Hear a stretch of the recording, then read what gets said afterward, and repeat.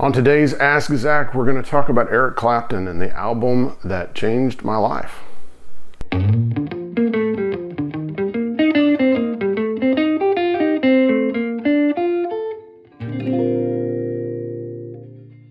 Well, hello friends, and welcome to Ask Zach. Today we're going to talk about the huge influence that Clapton had on my, guitar playing and kind of direction. I love Eric, and even saw him here in Nashville a couple of years ago with my buddy Adam, and he's just a huge and crazy influential artist, and it's funny, I love his style, but he's the reason that I got into Telecasters and country music, and that's via one of his albums, and I'm going to talk about that. All right, first off, I need to thank everyone that's supported the channel. I especially want to thank my Patreon members. If you want to find out more about Patreon, there's a link in the description. Also, of course, there's merch and coffee mugs, t-shirts, and tip jar information, all in the description. All right, guys, let's dive in.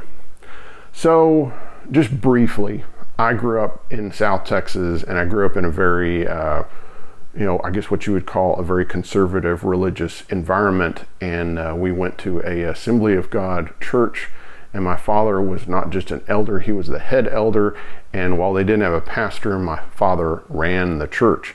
So I was expected to be a good kid, and I was pretty much. And I started playing guitar when I was 13, and it was just because of my mother, really. And I started taking lessons from the guy that led the music at the church. And again, you have to remember, this is the 1980s, and most churches probably just had, choir, piano, and organ, pretty old school. But of course, this was a Pentecostal church, so they had, bass and drums and organ and electric guitar and all that jazz. So I kind of took to the guitar and started playing in the services pretty quick, and started playing Sunday morning, Sunday night, Wednesday night, Friday night youth group, and there was always a rehearsal. And so I was at church most of the time. And during this time, I was not allowed to listen to popular secular music. I was only allowed to listen to gospel music or contemporary Christian music, that kind of stuff. And I don't want to be overly derogatory toward this, but a lot of the, especially the contemporary Christian music was very derivative.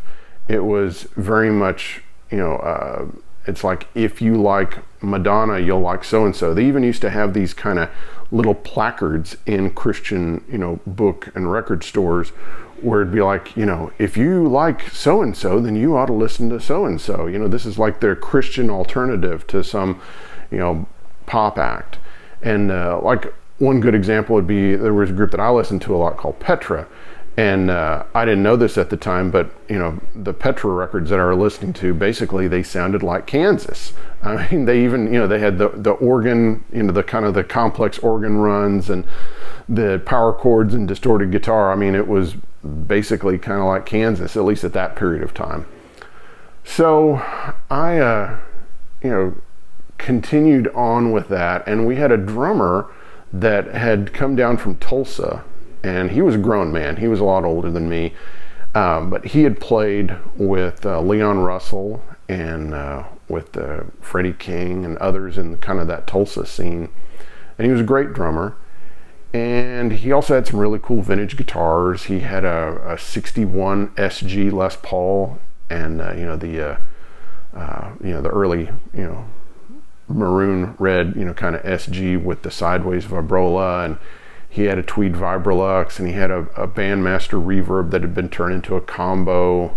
And he had like an early 80s Les Paul Custom with a Kaler on it, one of these gigantic heavy Kalers where they had to route out a pound of wood so you could put 2 pounds of gold plated metal in there. And he had a lot of cool things. And he started kind of, slipping me on the side some different things. And like Delbert McClinton, and I'd hear some Ry Cooder and different things like that. And one time I went over to his house, and he played for me a portion of the Hail Hail Rock and Roll movie, which of course was the documentary about Keith Richards doing a kind of a birthday celebration for Chuck Berry with a concert, and it had an all-star band and all these guests. And Clapton came out playing an ES-350T Gibson like Chuck played in the 50s with a tweed twin, and he played Wee Wee Hours, and I just loved the playing. The playing really spoke to me, and part of it was that it seemed attainable, because I had heard like George Benson, instrumental George Benson, instrumental Chet Atkins, instrumental Larry Carlton stuff. And it all seemed like, especially as a young guitar player, it all seemed so over the top. And I didn't even know where to start with that kind of stuff. And the Chet stuff was so, also, let's remember that Chet Atkins played solo guitar. The whole thing of playing the bass line and the melody and the rhythm was all because you played the guitar by yourself. And that even on the records where there was backup, it was really kind of in the background. It wasn't like the drums and bass and the strings were real loud. I mean, it was only when he decided to play single note lines that everything else kind of came up. So Clapton just really appealed to me. It was lyrical, it was blues based, and because it was like you could learn, your basic pentatonics.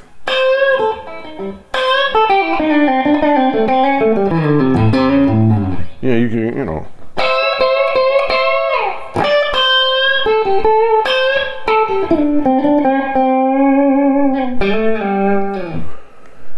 and you could figure things out, and you could listen to, Cocaine, and you just start going. Or you could, I don't know, there was an element of Clapton's music that wasn't basic, but it was just a little more attainable. And so I just became really obsessed with him. And I got, I got the John Mayall Blues Breakers album. I got all the Cream stuff. I got kind of the more modern stuff of that time, which was the mid 80s. So of course I got, the things that had like Forever Man and It's in the Way That You Use It, and Behind the Sun, and things like that. And then I kind of started working my way through, the 70s stuff. And this whole time I'm just getting super obsessed with Clapton, and I decide I have to have a Strat, and so I get a Strat, and I start like just listening to him all the time, and of course there's no internet, but I'm trying to buy old magazines and just learn everything I can about Eric Clapton. And I even start kind of dressing like him, because this is like mid 1980s, and Eric would wear basically he would wear like a black t-shirt with like slacks and a belt and nice shoes. And so that's the way I would dress when I'd go to school, and I'd think I was Eric Clapton. I know. But, I was having fun. I wasn't hurting anybody yet. And also I had, instead of having pictures of girls in my locker, I had pictures of Strats, and I didn't have pictures of Eric Clapton, but I had pictures of like Clapton Stratocaster and stuff, and things like that in my locker. And I just had a ton of fun. And I started working my way through the 70s records, which kind of, it took a bit to get into them because they were so laid back, compared to either the modern stuff at the time or the Cream era or anything else. And so like 461 Ocean Boulevard and EC Was Here, and all of that, Slow Hand, you did have, you did have Lay Down Sally, the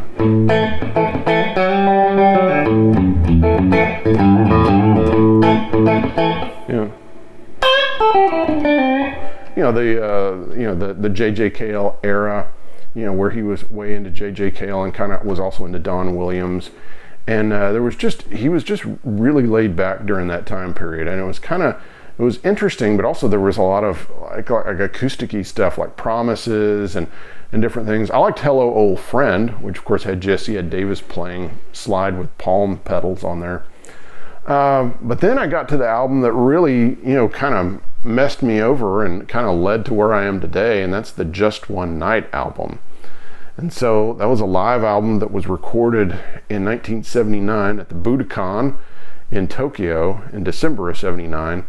And it was released in 1980, and it just blew my mind. And it's not like it's some really amazing album. I mean, it is really good. Clapton's tone is really clean, and basically he's playing Blackie into a Music Man HD 130 amp with a 412 size cabinet that's open back and only has two JBL K120 speakers in it. That's kind of his rig, and of course I think he has a wah-wah pedal that he uses at a couple points.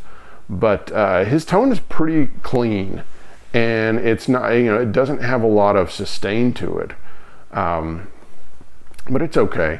But what blew me away was Albert Lee, and Albert Lee is singing harmony, he's playing rhythm guitar, and when he plays rhythm guitar, he doesn't do, he does picking fingers.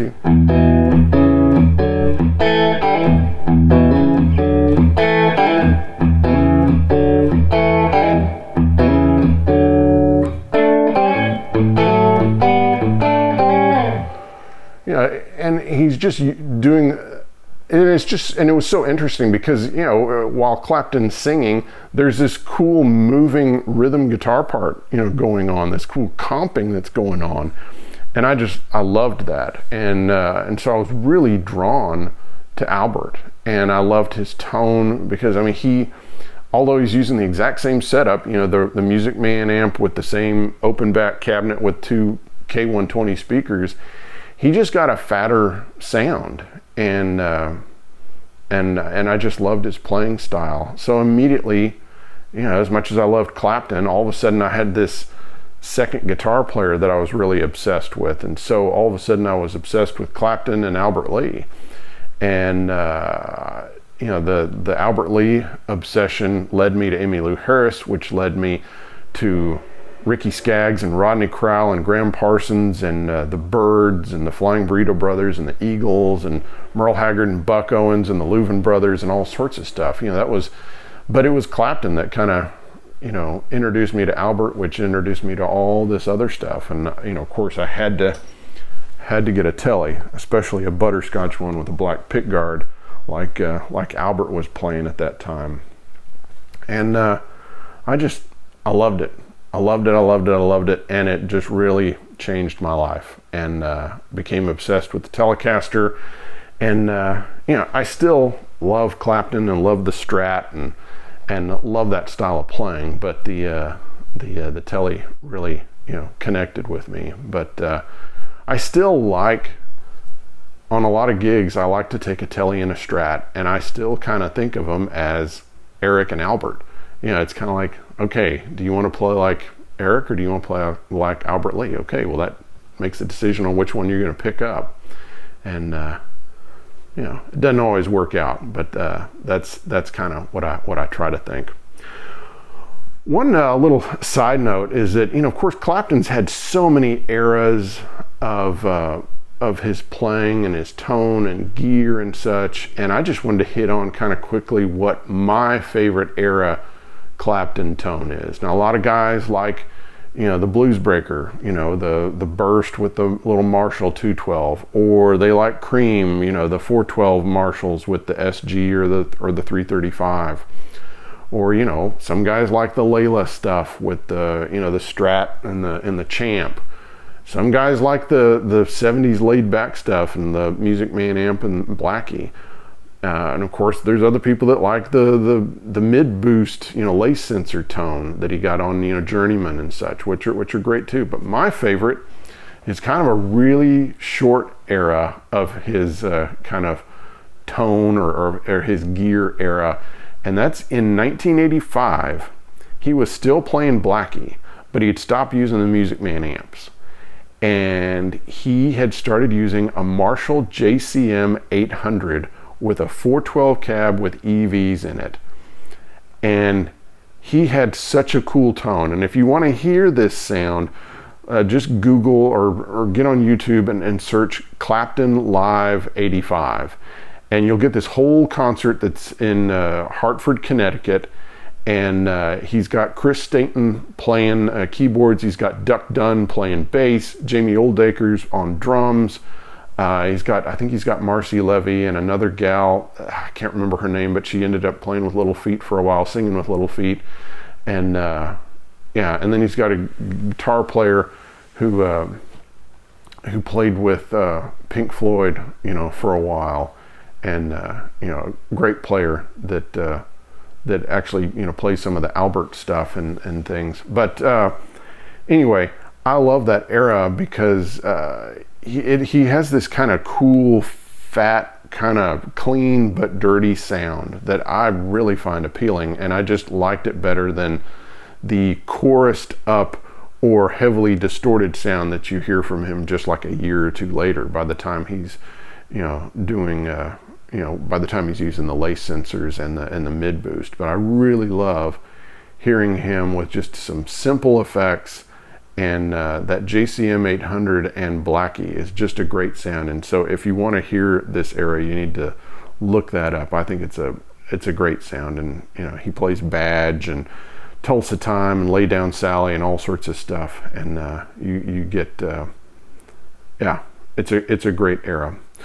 All right, guys. Well, I hope you've enjoyed today's episode and me kind of talking about the influence of Eric Clapton, and I hope you'll listen to the Just One Night album, and hope you'll also, I'll put a link in the description to the Live in 85. I'll find it and put it there, and you need to watch some of that and just hear that and tell me what you think of his tone. And I'd be interested in what your favorite Clapton era is, which of his tones and kind of songs and era you like best. All right, guys, we'll see you next time. Bye-bye.